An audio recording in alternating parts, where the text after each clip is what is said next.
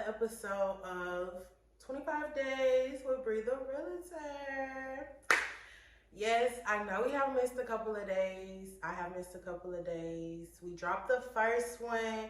I got a lot of feedback from you guys, so I really appreciate it. So moving forward, this will be a episode combined. So it'll be episode 2, 3, 4, and 5. And it's all gonna be combined together. So I appreciate everybody that tuned in to the first episode.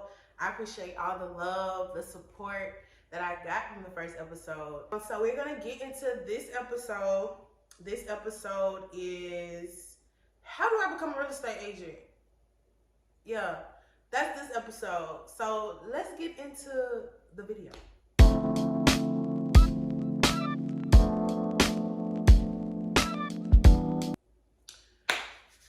Boom.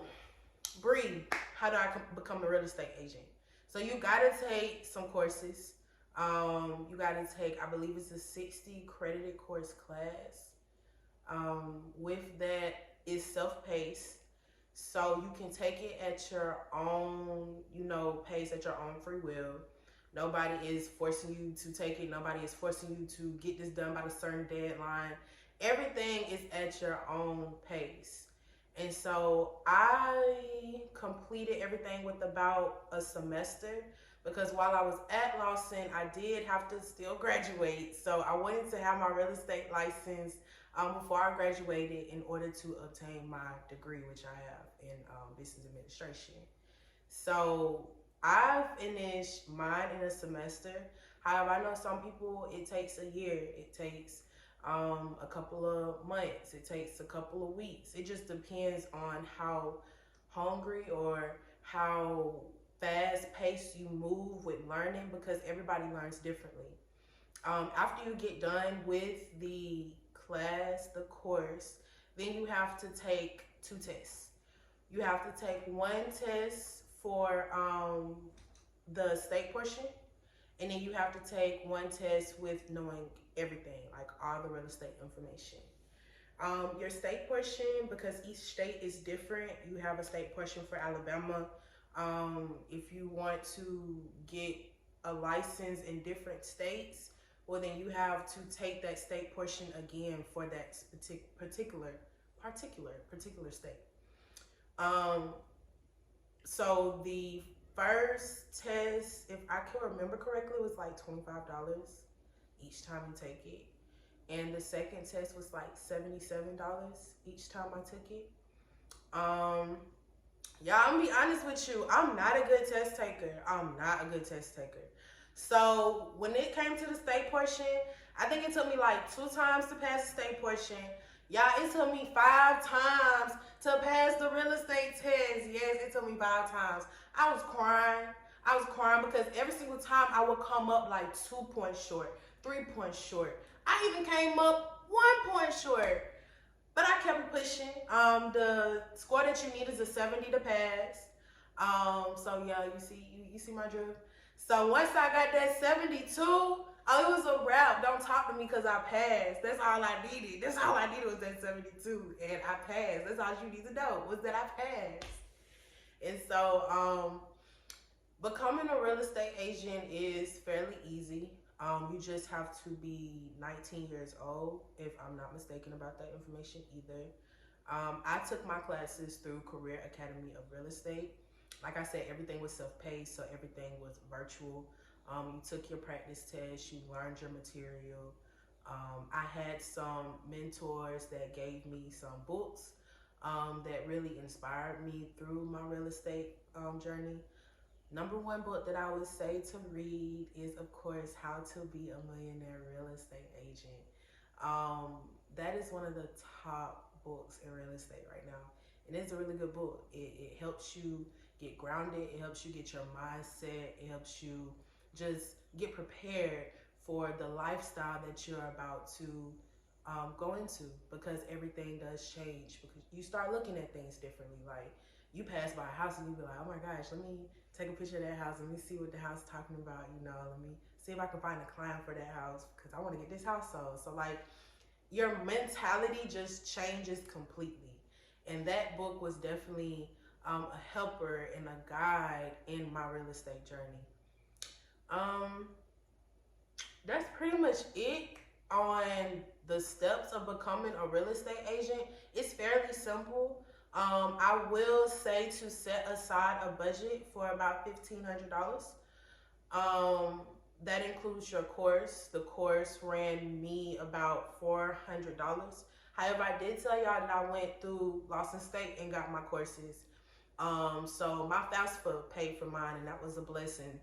But it still was like $400, $500 for the course. And like I said, paying for the test, depending on how many times you got to take it, that adds on. If you want to get books outside of your the courses that they provide or the resources that they provide, then you need to set aside money for that as well. Once you pass your real estate license test, you have to, of course, activate your license, pay for your bar and MLS fees. It's fees that come along with it after you get your license put on active. Now, if you wish to just take your test and put your license on inactive, then it's another route for that, so that you would just have a real estate license. However, you only need a real estate license. You only need your real estate license active if you plan on selling or purchasing real estate in the market. So you will only need your license active if you are currently with a broker. So you have to be with a broker if you plan to be a realtor.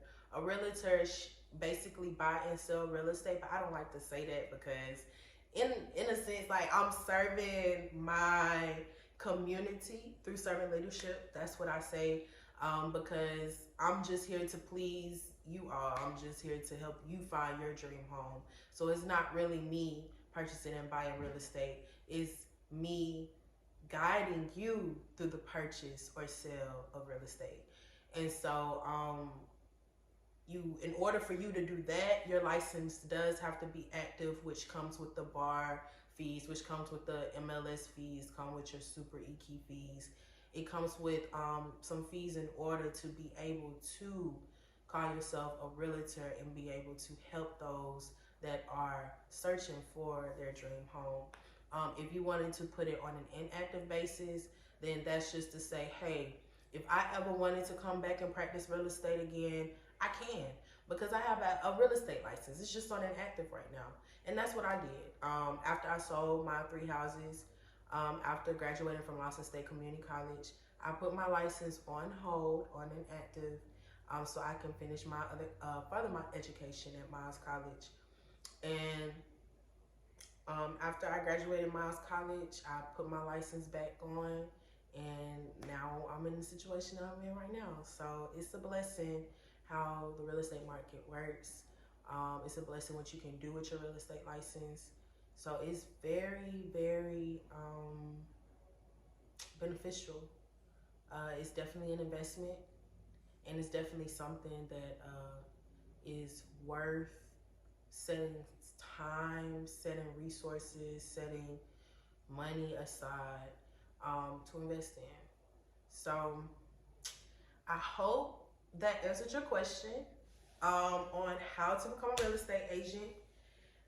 This was episode 2. But like I said, we're tying it in together. So episode 2, 3, 4, 5 will be tied all in together. But this is episode 2. So like I said, I hope you guys enjoy episode 2 of how do I become a real estate agent? Because I don't really know the steps. You know what I'm saying? If y'all have any questions, drop them. Of course, I would love to answer them. If you don't drop them, that's fine. You can always text me. You can always call me. You can always email me. All those resources will be provided in the description below. And without further ado, we will move on to episode 3. See y'all later.